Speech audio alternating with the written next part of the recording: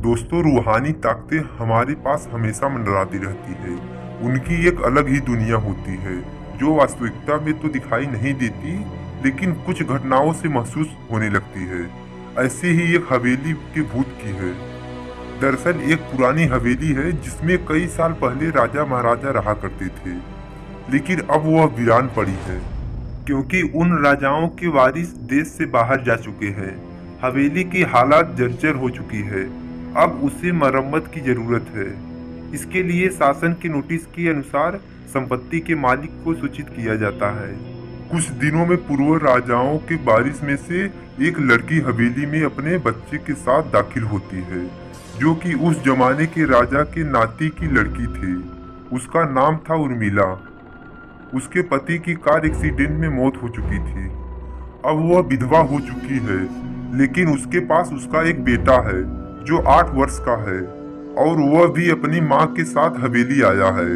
हवेली बहुत विशाल थी, इसलिए उसकी साफ सफाई के लिए कर्द मजदूर बुलाए गए, जिन्हें चप्पे चप्पे की साफ सफाई करने का ठेका दिया गया। किसी को नहीं पता था कि हवेली के कोने कोने में कितने खूनी रहस्य छुपे हुए हैं। उर्मिला के आने के बाद हवेली की हवा रूहानी होने लगती है। ऐसा लग रहा था मानो कि कोई वर्षों से इंतजार कर रहा था इस हवेली के वारिस का। एक रात उर्मिला अपने कमरे में अपने बच्चे के साथ सो रही होती है। अचानक उसके खिड़की से एक पक्षी टकराकर मर जाता है। यह घटना अपने आप में असामान्य थी। पक्षी टकराते ही उर्मिला की नींद खुल जाती है, और जब वह लाइट जलाकर देखती है तो डर से चीखने लगती है, क्योंकि उस कमरे की खिड़की से एक पक्षी फंसा हुआ था और उसके शरीर से खून की बूंदें फर्श पर गिर रही थी।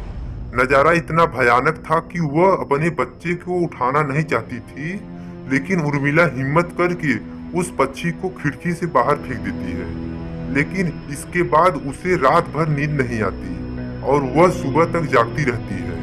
दरअसल वह जानना चाहती है कि यह किसी की शरारत तो नहीं।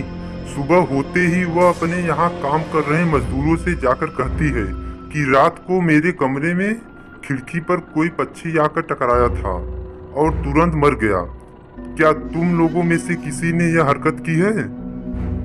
क्योंकि पक्षी खुद ब खुद तो खिड़की से नहीं टकरा सकता। मजदूर कहते हैं, नहीं, हमने तो खिड़की से नीचे किसी पक्षी को मरा हुआ नहीं देखा। हम तो अभी वहां से चल आ रहे हैं, और जब सभी जाकर देखते हैं तो वहां वह पक्षी नहीं होता। उर्मिला घबराने लगती है कि यह क्या है।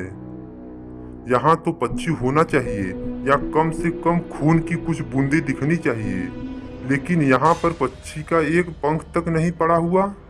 उर्मिला सभी मजदूरों को कहती है कि हवेली में बहुत सी कीमती चीजें और मूर्तियां हैं, संभाल के साफ सफाई करना।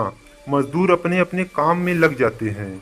उर्मिला अपने बच्चे के साथ कमरे में टीवी देख रही होती है कि अचानक हवेली की छत से एक मजदूर नीचे गिरता है।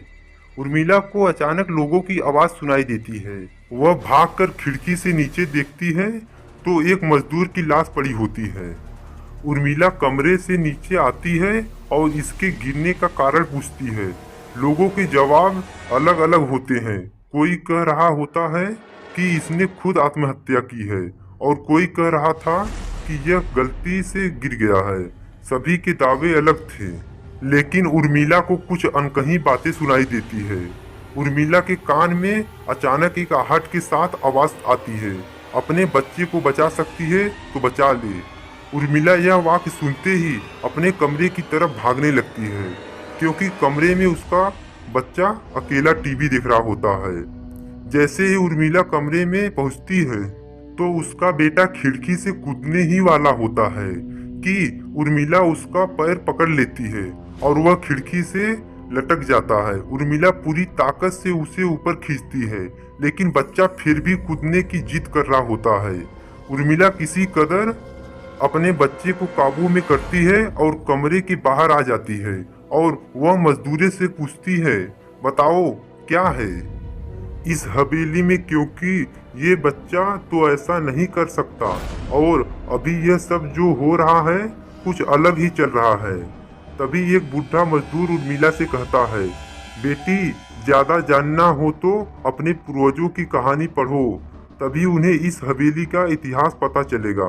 इस हवेली की कहानी की किताब इसी गांव के सरपंच के घर में रखी होती है, जो कि बहुत साल पहले मर चुके थे, लेकिन अब भी उनके बेटों के पास वह किताब मौजूद थी।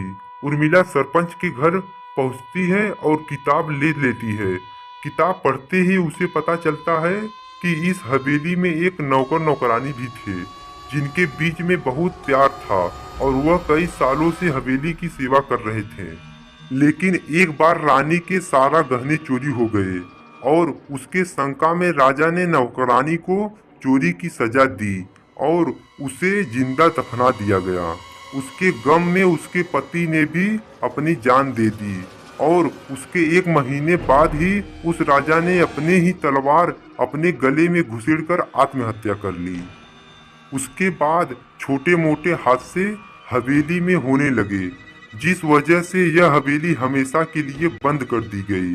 कई सालों के बाद वहां कोई आया है, जिसे वहां रहने वाली आत्माओं को मौका मिल गया फिर से बदला लेने का। उर्मिला हवेली का रहस्य जानकर यहाँ से जाना चाहती है, क्योंकि उसे अपने बच्चे की चिंता है। इसलिए वह रात में ही कार लेकर एयरपोर्ट के लिए निकल जाती है। अचानक रास्ते में उसकी कार का एक्सीडेंट हो जाता है और कार पलटकर उल्टा हो जाती है, लेकिन दोनों को कोई नुकसान नहीं होता।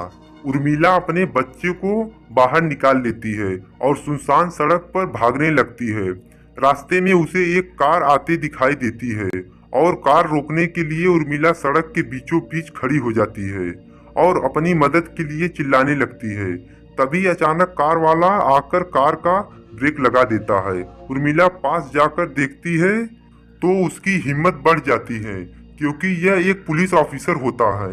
उर्मिला हड़बड़ाहट में उसे अपनी बात बताती है और रोने लगती है। पुलिस ऑफिसर उन्हें अपनी गाड़ी में बैठने को कहते हैं और रोड में जाने लगते हैं। रास्ते में एक बूढ़ा सड़क पर जा रहा होता है और उनकी कार के सामने आते ही रोड पर गिर जाता है। पुलिस ऑफिसर गाड़ी से उतरकर उस व्यक्ति को देखते हैं। बूढ़ा व्यक्ति बेहोश हो चुका था। पुलिस ऑफिसर उसे गोद में उठाकर अपनी गाड़ी में पीछे बैठा देता है और अस्पताल के लिए चलने लगते हैं। अचानक उस बूढ़े व्यक्ति का हाथ पीछे से पुलिस ऑफिसर की गर्दन तक पहुंच जाता है। पुलिस ऑफिसर छटपटाने लगते हैं और अचानक गाड़ी का ब्रेक लगा देते हैं। गाड़ी की स्पीड कम होने की वजह से कार वहीं खड़ी हो जाती है और ऑफिसर अपनी गन निकालकर बूढ़े की तरह निशाना लगाकर गोली चला देता है।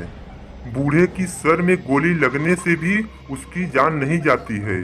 महिला और पुलिस ऑफिसर दोनों समझ चुके थे कि यह कोई भूत है। भूत को देखते ही उर्मिला अपने बच्चों को लेकर बाहर निकल जाती है और इसी बीच पुलिस ऑफिसर भूत की पकड़ से अपने आप को छुड़ाने में कामयाब हो जाते हैं। पुलिस ऑफिसर के बाहर निकलते ही तीनों बाहर रोड से भागने लगते हैं और कुछ देर भागते हुए उन्हें सड़क के किनारे जगमगाती लाइट दिख रही होती है। पुलिस ऑफिसर उर्मिला से कहते हैं कि मैडम, यह एयरपोर्ट है, जल्दी चलिए। उर्मिला अपने बच्चों को लेकर एयरपोर्ट के अंदर पहुंच जाती है।